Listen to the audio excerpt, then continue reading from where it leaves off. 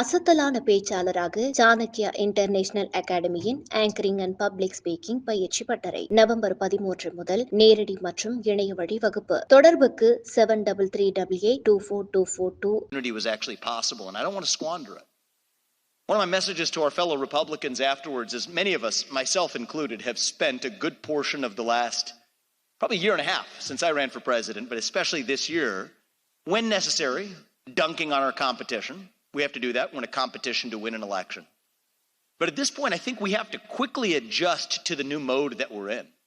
We're on the eve, I believe, of a new golden age in the United States of America. I truly believe that. I think that talking about the radical Biden agenda or the Harris failures, there's a certain momentum that makes you likely to do that. You're in a muscle memory and in a practice of continuing to state what you did about the opposition. I guess I would call on our fellow Republicans to say we're done with that. Not because we want to play nice or sweep it under the rug, but because we have more important work to do.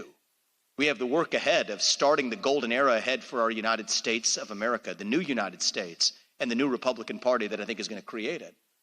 And equally, my message and my ask of Democrats on the other side, of everybody who may not have voted for Donald Trump or for Bernie Moreno, or who may not have ever voted Republican for that matter, is to give us a chance, actually. I think all of us want a more united nation of a kind we haven't really had in this country in a generation. And I think the fact that this election was decided not by a small margin, but by such a decisive margin so quickly. We were expecting to be here, by the way, not knowing necessarily who even was going to be the president of the United States. Keep in mind, that was the expectation as of Monday. As of 3 a.m., we were in the Palm Beach Convention Center to chance of USA decisively knowing who the U.S. president was. That itself is an accomplishment. You looked across the board, you look at the counties across the country. It's the states that we talk about in the Electoral College map. Yes, Trump will have gotten well over 300 Electoral College votes, probably by a significant margin.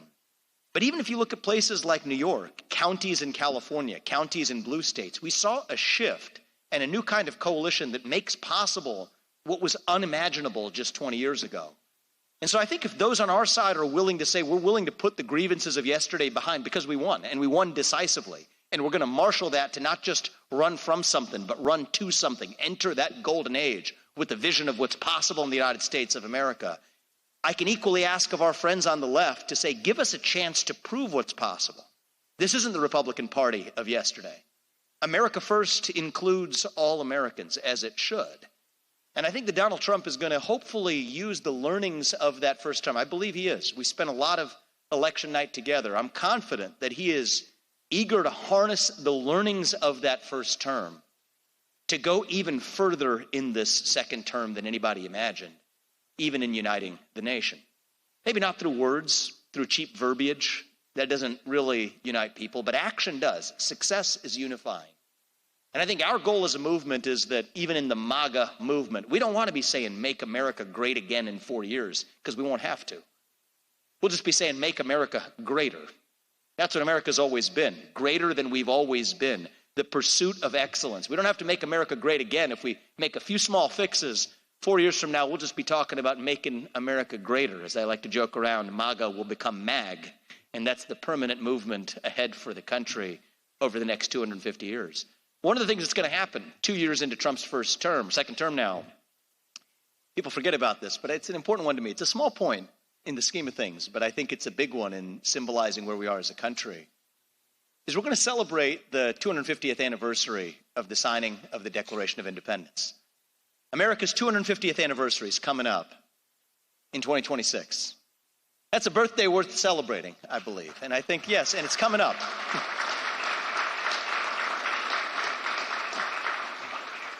And I think that's really what this victory was about. It wasn't about any one of the individual issues. The issues are important, and I'll get to them in a moment. The border, the economy, we can go straight down the list. But I think the heart of this election was really about restoring a kind of national pride, a kind of national character that we have long lacked.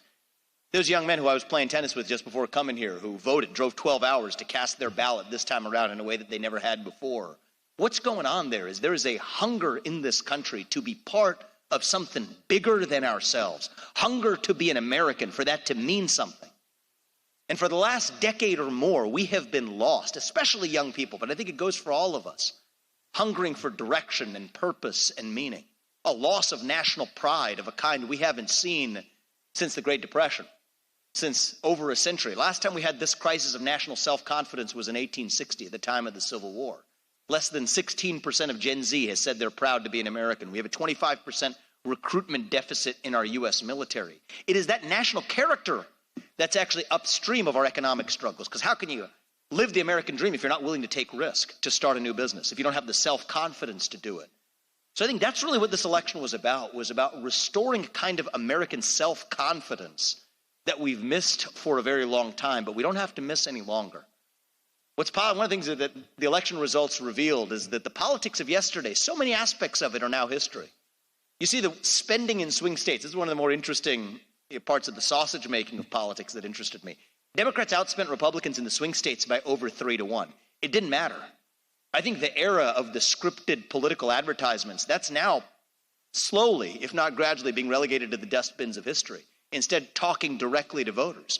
Mainstream media as a filter for the flow of information versus a free and open internet. It's clear who won on that score in this election. So we're in a changing time for the betterment of our country. And I don't mean this as a partisan message. I think it's going to be good for Democrats and good for Republicans alike. I think the Democratic Party, I'm not going to dwell on this too much, but one of the things I'm rooting for is the rise of a Democratic Party that goes through some introspection and asks itself whether that left-wing excess of cultural wokeism that I think has destroyed this party is really going to be the way of the future, in which case I think the Democratic Party also goes to the dustbins of history. Or, more likely, the Democratic Party evolves to become a better version of itself than the version that had captured the party that actually ran its candidate in this election. And I personally am actually rooting for that. Because I think that makes our country stronger. If we have a two-party system where each party is pushing the other to be the best version of itself, that too is, I think, going to be one of the unexpected side effects of what came out of this election. So what can we expect in the next 4 years tangibly? Well, we'll start with policy. President Trump, in that first term, one of the things he did is he went into the White House, he had a whiteboard, he said, promises made, promises kept. Went down and ticked the list, and I think this time around it's going to be no different. At the top of the list is addressing the immigration crisis in our country. And I say that holistically, starting first with illegal immigration. One of the things we're going to refuse to do is to conflate the issues of illegal migration with legal immigration to this country. But I think we have to go in order to be able to rebuild the kind of trust that's been missing with the American electorate. I think we're going to take a hard line on illegal immigration. And I say this, it's a very personal issue to me. I'm the kid of legal immigrants who came to this country the right way through the front door, part of a tradition that's existed since the very founding of our country, for all 250 years of it. But I say this as the kid of legal immigrants. Your first act of entering this country cannot break the law. And that is why, if we've had the largest influx of illegals into this country in American history, it stands to reason that we ought to have the largest mass deportation in American history. That's not xenophobic. That's not racist. That's what it means to stand for the rule of law in the United States of America. It means securing the border and applying the laws as they already exist. Can we have a debate about new legislation? Yes, we can. But the beauty is our current laws actually work quite effectively if we're willing to enforce them. Remain in Mexico is still the law of the land. Courts have held so despite the fact that Biden tried to overturn it. All we need to do is actually apply it. Complete the physical barriers, including the completion of the construction of the southern border wall. I've traveled down there, and some of this is actually quite cost effective.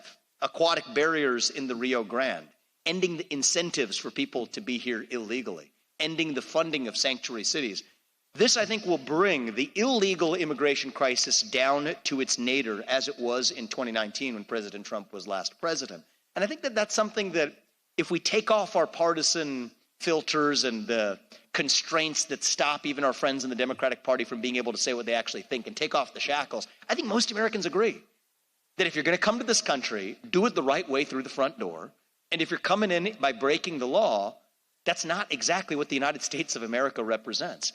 The sad aspect of our current immigration system is for all the debates that we could have about what kind of immigrants we want in the country. We could imagine that you want the smartest people coming to the United States, the hardest working people coming to the United States. Maybe the people who love the United States of America the most should be the ones who we prioritize. We could debate what should be the right criteria for designing an immigration system. Turns out our current immigration system rewards none of those human attributes. The number one human attribute right now is not debatable. It may be uncomfortable to hear, but it's not debatable. The number one human attribute that our current immigration system actually rewards is your willingness to lie to the U.S. government. If you say that you're not seeking asylum, because you can't in good conscience tell the U.S. government that you're seeking asylum when in fact you're not undergoing persecution, you're not going to get in. But if you're not actually undergoing persecution, but you're willing to tell the U.S. government that you are, you do get in. It's a system that rewards the very people who are willing to lie to the U.S. government versus those who aren't. And that's not something that makes sense regardless of what your politics are. And I think once we have then reformed that illegal immigration crisis and the border crisis that goes along with it, we will have rebuilt the trust to then ask the question of what kind of legal immigration system actually helps and advances the interests of the United States of America. We've all met countless legal would-be immigrants who would add value to the United States but who aren't able to get in through the current bureaucratic system as it gets in. But we have to reform the illegal crisis before we actually lay the foundation for fixing what that future of legal immigration looks like in the United States. So that's at the top of the list. And yes, the feature policy is the mass deportation of many illegals. But I think behind that are a lot of common sense policies that Americans, regardless of their skin color and political affiliation, agree on. Now, that brings me to the second policy, which is bureaucratic reform, which I think is an essential part of this new administration and also what the future of the United States of America ought to look like. The fact of the matter is today in America, we don't really have three branches of government as our founding fathers envisioned. The branch that exercises the most power is the fourth branch of government, that is unelected bureaucrats who are effectively writing policy that never went through Congress. That's really a bastardization of what our founding fathers envisioned, and it is also the single greatest threat to economic growth in the United States. So thank you, I appreciate that. As I've often said, half jokingly, although it's only half jokingly, yes, we support the deportation of millions of illegal immigrants from this country, but the mass deportation that'll really save this country is the mass deportation of millions of unelected federal bureaucrats out of the DC bureaucracy and into the private sector, by the way. I'm told we have some open jobs. And that's exactly how we save a country. And the beauty of this is the last few years have given us the legal landscape to do it. I often get the question of, well, why didn't President Trump do this the first time around? I don't love the form of that question for a few reasons. First is it denies the possibility of improvement, right? The fact that even as a country, we've never been perfect because we're a nation comprised of human beings and not gods. But I would rather live in a country that has ideals and falls short of them than one that has no ideals at all. But on a more pragmatic note on this question of why President Trump didn't do it in the first term, he didn't have the legal landscape to do what he can do and what we can do now. The Supreme Court has handed down what I think are some of the most important cases of our lifetime in the last 2 years. West Virginia versus EPA is a critical case that said that if it's a major policy question, call it the major questions doctrine in that case, if it's a major policy question, affects economic policy or affects your individual rights, it can't go through administrative rulemaking. It has to go through Congress. And if it did go through administrative rulemaking before, those rules currently are unconstitutional under current law. Pair that with the overturning of Chevron deference in the Loper-Bright case this year, which says that federal courts no longer have to engage in deference to the judgments of administrative agencies.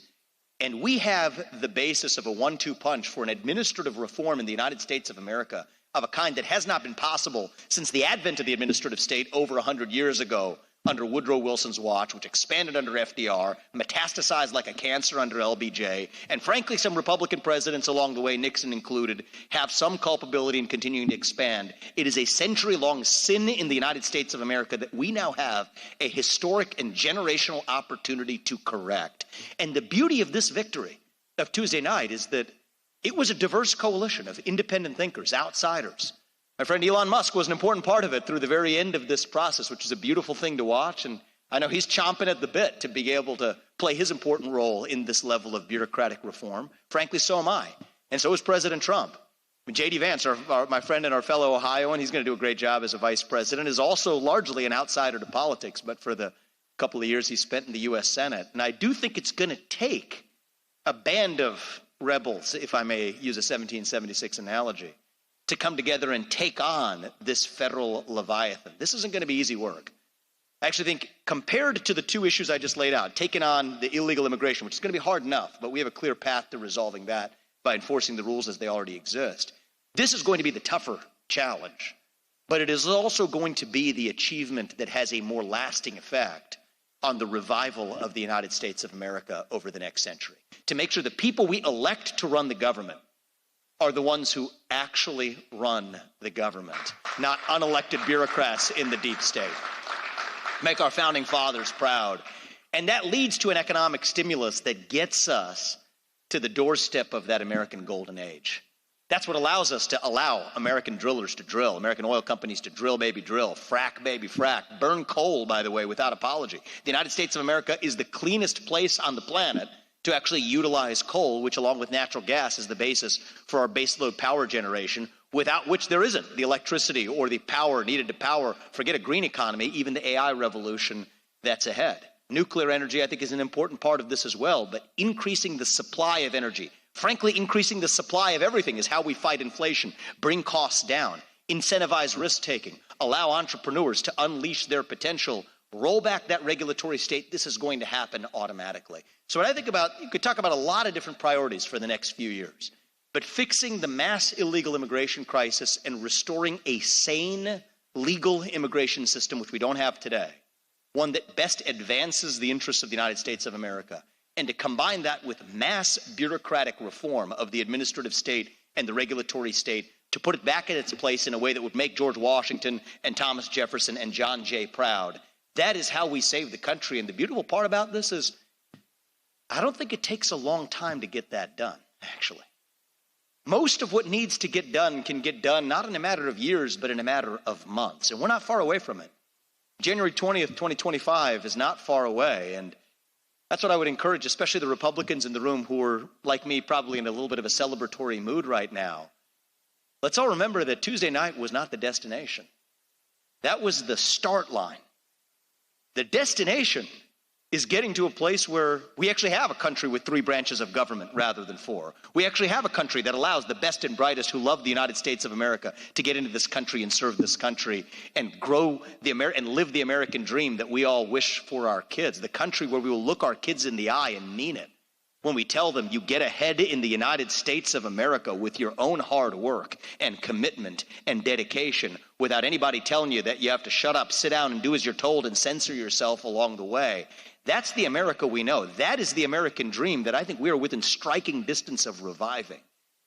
And if we do, I think we fill that vacuum that I think continues to fester at our nation's heart, that vacuum of purpose and identity and meaning. That's what drew me into the presidential race last year.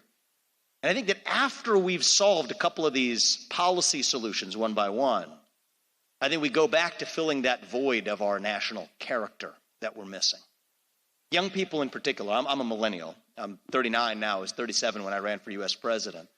I was the youngest person ever to run for U.S. president as a Republican. And I can tell you what's going on with our generation, and especially with Gen Z, which you saw come out in droves at a scale that nobody predicted in this election, in this particular case coming out for Republicans across the country. Here's what's going on is we are hungry for a cause, actually. We're all hungry for purpose and meaning and identity. At a time in our national history when the things that used to fill that void, faith in God, patriotism, hard work, family, these things have disappeared. And when you have a vacuum that runs that deep, that's when the poison fills the void. And it almost doesn't matter what the poison actually is sometimes. We've made the mistake. I include myself in this. We've made the mistake at times of obsessing over the individual poison too much. Wokeism, transgenderism, climatism, COVIDism, depression, anxiety, fentanyl, suicide. These are symptoms of a deeper void of purpose and meaning in our country. And we're not just going to solve this by criticizing the failures of the other side. We have to offer an alternative vision of who we are and what we actually stand for. The individual, family, nation, and God beats race, gender, sexuality, and climate if we have the courage to actually stand for something. And so I think in this moment, on the back of victory, having reached not the destination but the start line, we're done running from something. We're running back to something, back to our vision of what it means to be an American in the year 2024. We're running back to the ideals of 1776. We're running back to a country that prioritizes merit, where the best person gets the job regardless of their skin color.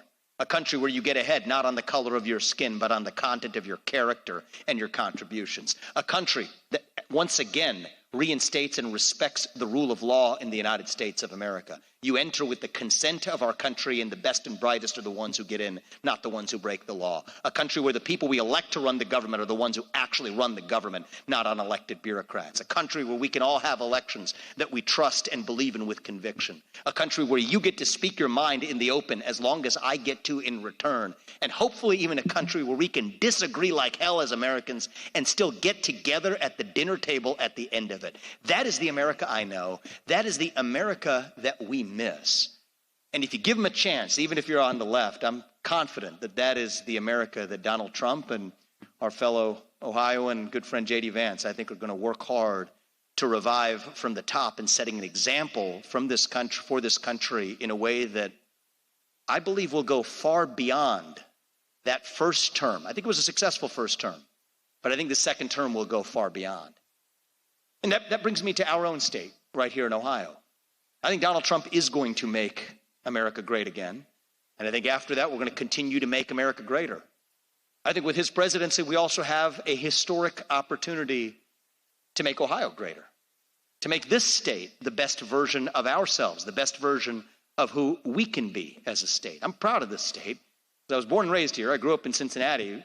We lived in New York. It's where my first company was founded. But before having kids, we decided we wanted to raise them here in Ohio, not in New York City. My wife also grew up in the state up north of us, but she works at Ohio State now, so don't hold that against her. She's a true Buckeye fan now. But the reason we came back is that you go a 50-mile radius, you draw that around right where we are right now, you can travel that circle. That is a cross-section of the country. You don't have to travel the whole country. You could travel a 50-mile radius of where we are right now, and it's like you've traveled the United States of America. We were the first state and the only state that Thomas Jefferson, my favorite president, admitted to the Union in 1803. We were a frontier state before there was a frontier, actually. That's actually the tradition of this state. When we talk about American exceptionalism, the story of the unafraid, the explorers, the pioneers, that's actually the story of Ohio. All the way through most of our life as a state, from 1803 all the way out to 1949, even when it wasn't that long ago, in 1949, where 5 of the 10 most prosperous cities in the United States of America were right here in our state, actually. Toledo was the rubber capital of the world. Toledo was the glass capital. Akron was the rubber capital of the world. Cleveland and Youngstown were the steel capitals of the world. Cincinnati, where I grew up, was the consumer products capital. Dayton was the compute capital of the Industrial Revolution. This is the state that powered the last technology revolution, and I think we're about to go through the next one coming up. You think about even the positioning, the same advantages we had back then, access to waterways, 60% of North America's population within a one-day drive of where we are. That was true in 1949 as it is today. That's the environment that gave us the self-confidence for guys like Neil Armstrong, who actually grew up in 1949, only years later, to have the self-confidence to say he could go to outer space, achieve the impossible, what nobody envisioned, from right here in the state of Ohio, in the great tradition of the Wright brothers. That is the embodiment of American exceptionalism right here in Ohio. For being honest, it hasn't necessarily been that way in the 60 years or so since then, but it doesn't have to stay that way. I think the story of Ohio is the story of our country, a state that demonstrates what's actually possible, a state that can hopefully still attract the best and brightest. You have states like Florida and Texas that are doing a great job with leaders who have demonstrated what's possible with zero tax rates, with a business-friendly environment, but I see no reason why this state can't be the one that attracts the best entrepreneurs, becomes the best place to start and grow a new business, becomes the most attractive state to raise a new young family. I think this state has been that for much of our national history, and I think we can make it so again. It just requires a revival of that conviction in who we really are. So that's my ask of everybody here is we have a moment here as a nation and as a state to revive our self-confidence, to achieve what our founding fathers envisioned. They were the pioneers and the explorers, the unafraid. Jefferson signed off on those Lewis and Clark expeditions that flew right here through Ohio as well. I want to think about what are the Lewis and Clark expeditions of our day.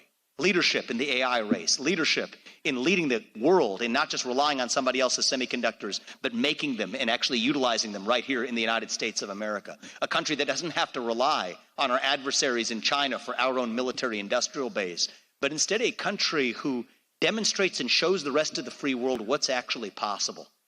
When the shining city on a hill no longer shines, what hope does the rest of the world have? That's what we have to ask ourselves. So we're doing this not just for the United States. I've had world leaders in the last 24 hours reaching out. They are rooting for our success too, because this is not just important for the United States of America. It's important that we set an example for the rest of the world as well. And I think we will. And if we do, if we get this right in the next, not even the next 4 years, the next 4 months and setting up for January, 2025 alone is going to be a year that I think turns this country around. If we get this right, we don't have to be this nation in decline anymore that we've become. We don't have to be at the end of the ancient Roman Empire, as we're taught to believe. We can still be a nation in our ascent, a nation still on our way up, still on our way to that shining city on a hill. That country where we will look our kids in the eye and mean it when we tell them that you can achieve the maximum of your God-given potential without anybody standing in your way. And you know what? You're free to speak your mind at every step of that way. That is the America we know. That is the America we can work together to restore. And with your help and the help of patriots, whether you're on the left or the right, across this country, that is the self-confidence that I hope we revive in the few months ahead of us as we await the new administration. So thank you for the warm welcome. We have a little extra time for Q&A, which I'll love to take. And we'll close out with a few questions before we wrap this up. Just raise your hand and I'll repeat the question so folks are able to hear it. Sir. Oh. What's next for Vivek? Well, I'll tell you, we're obviously having serious conversations with President Trump about the next steps. We're going to sort that out of due respect behind closed doors before we have something to say publicly. But Steve, I promise you, when we have something to say, you'll be the first to know. And the things I'm passionate about are the topics that I spoke to you right here about, and I think that applies at the federal level every bit as much as it does at the state level too. So, thank you, my man, for everything you're doing for creating a business-friendly environment in this state. I think that's how we're going to bring America back. I think it's how we're going to bring Ohio back. Give this man a round of applause as well for his leadership over the last couple of years. Steve, thank you very much. Take one last question, then we'll wrap it up. Sir, in the back.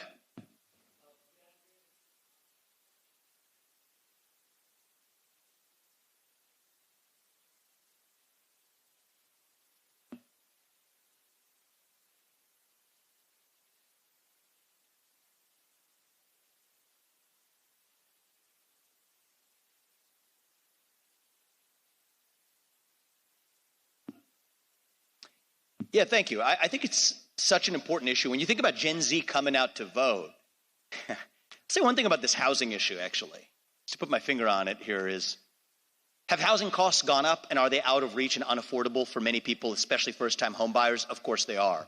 And even to get to a statistic here, this is actually shocking. When I learned it, even I had a double take and I wanted to check this. Under Biden, over the last 4 years, you had 4 million fewer Americans who were living in a home that they actually owned compared to actually just earlier in the century, including under Donald Trump, which was a bit of a head spinner for me. And I think for Black Americans and others as well, it goes across racial groups. It's something that actually denies the American dream. So here's the hard reality on this. We have to increase the supply of everything. We've constrained the supply of housing in this country through a lot of restrictions on land use. A lot of that's not just at the federal level, it exists at the local level too. It's the laws of supply and demand, right? When you have an increase in supply, you bring down cost. That's how you bring it down. But the thing that really irks a lot of people on this one is not just that housing costs are out of reach. It's that I can't afford my house and nobody else in charge seems to actually give a damn about it. And I think that's really what irks a lot of people versus just saying, okay, are there pragmatic solutions for increasing the supply of housing, especially smaller single-family homes? Yes, there's a lot of constraints and we can increase that supply. Bringing energy costs down plays an important role in that. Increasing energy production in the United States brings down the costs also of owning a home, the cost of electricity that are downstream as well. But I think as long as we even take that first step of showing, especially the next generation of Americans who feel like home ownership is out of reach, the fact that their policymakers care, that's almost half the issue right there. Because the sense that people don't care, I think, is what puts a lot of the next generation off. And then the policy solutions are actually far less complicated than we make them out to be.